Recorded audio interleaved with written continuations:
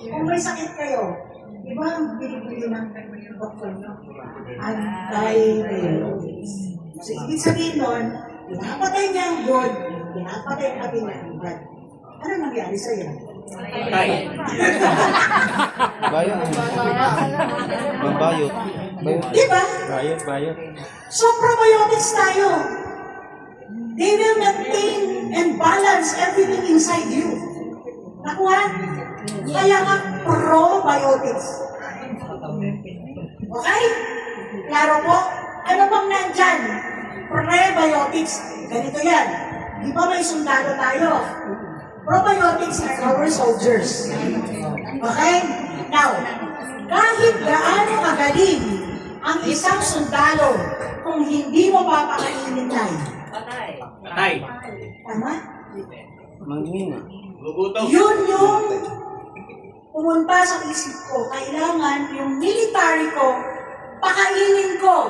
So, nag-conceptualize ako ng ipapakain ko sa good bacteria para malusog sila.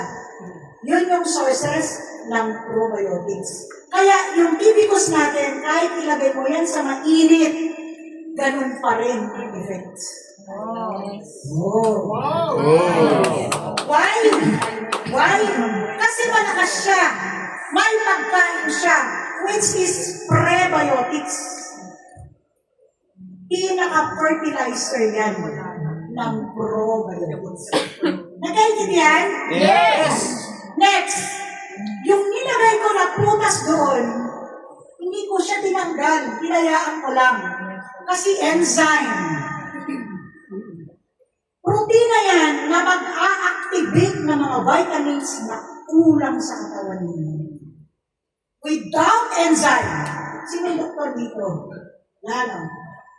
Without enzyme, lahat ng pinoproduce ng katawan umani na vitamins, hindi yan mag-a-produce. Parang stem cell. Ito ha. Huwag kayo magpaniwalang si stem cell na yan. Why?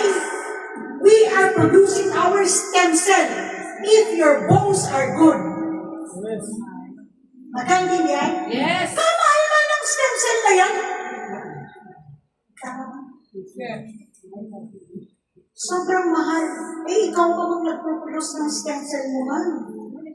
Ang kailangan mo lang, i-activate yung gut microbiota mo para mas magaling.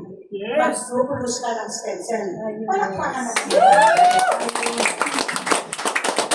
So, lahat ng magagaling, lahat ng vitamins nyo, lahat ng maintenance ninyo, basura yan kung walang tibicus.